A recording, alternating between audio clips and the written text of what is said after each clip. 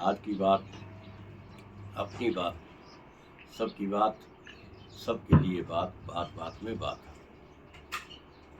कल महाशिवरात्रि का महोत्सव मनाया गया बड़े हर्षोल्लास के साथ। पूरे भारतवर्ष में ही नहीं बल्कि पूरे विश्व में मनाया गया। महाशिवरात्रि का दिन जो है एक व्रतराज का दिन है। हिंदू धर्म में सबसे बड़ा व्रत इसे कहा जाता है।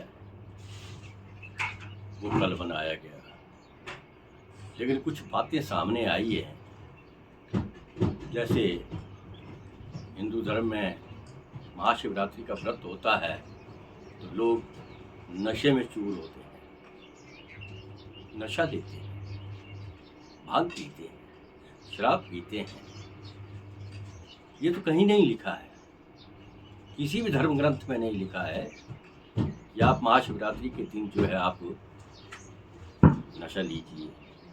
भगवान भोले भी जो है नशा लेते थे, ये भी नहीं लिखा है, ये कहीं भी नहीं लिखा है। देखिए, समुद्र मंथन हुआ था ना, समुद्र मंथन में 14 प्रकार की जो है वस्तुएं निकली थी।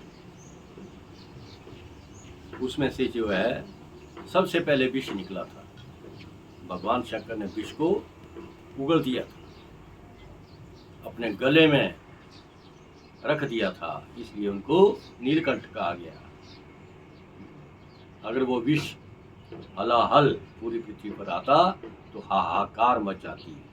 भगवान शंकर ने उसे अपने कंठ में ले लिया। उसमें बारूणी भी निकला।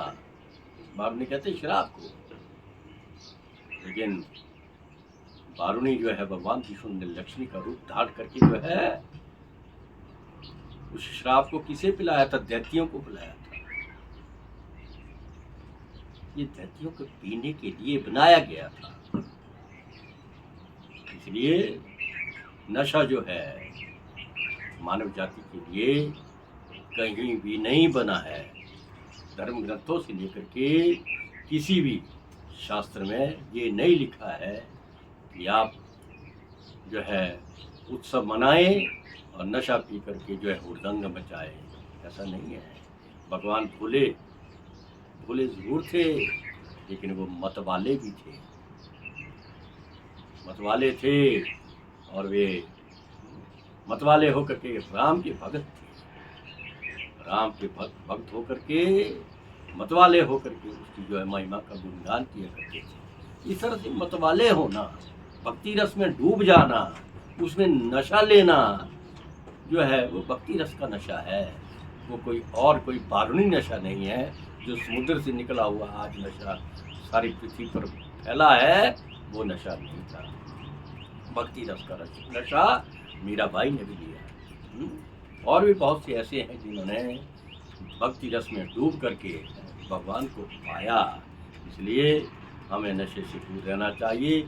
ऐसे उत्सव में कोई भांग, कोई गोटा, कोई शराब इत्यादि ऐसी वस्तुओं का सेवन नहीं करना चाहिए, बल्कि भक्ति रस में डूब करके कीर्तन, भजन और मनन में जो है लगन लगानी चाहिए।